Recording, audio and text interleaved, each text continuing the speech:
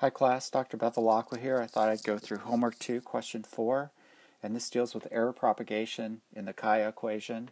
In the Kaya equation, we have m sub c, which is the mass of CO2 released into the atmosphere per year, and this is expressed as the product of n, the world's population, GDP over n, which is the per capita annual gross domestic product, E over GDP, which is the energy density, and m sub c over E, which is the carbon intensity of the energy produced.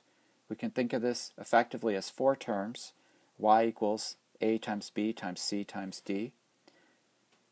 There was some temptation to go up here and look at the equation for m sub c and see that the units could cancel and to reduce this down to one term, but we know in chemistry that oftentimes we have equations that are the product of several terms in which the units cancel. So we're not allowed to do that, and in fact we have four different terms.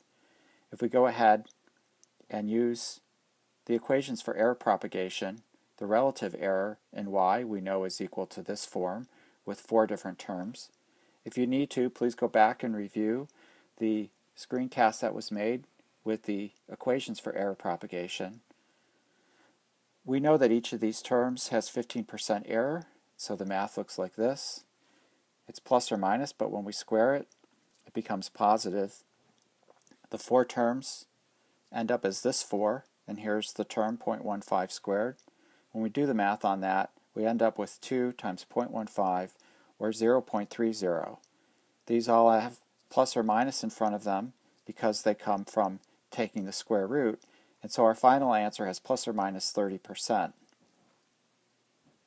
It's interesting to note that if we were simply to add together the errors, the 15% 4 times would have given us 60%.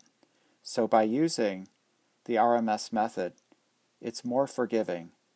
The error is 30% rather than 60%.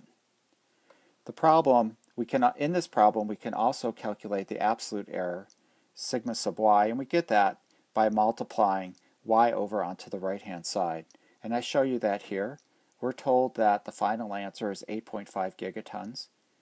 Sometimes we'll have to calculate that, but in fact here it's given to us. And we multiply this by our 30% to give our final errors 2.6 gigatons. And so we can represent our final answer as 8.5 gigatons, which comes from here, plus or minus 2.6, which is 30% gigatons.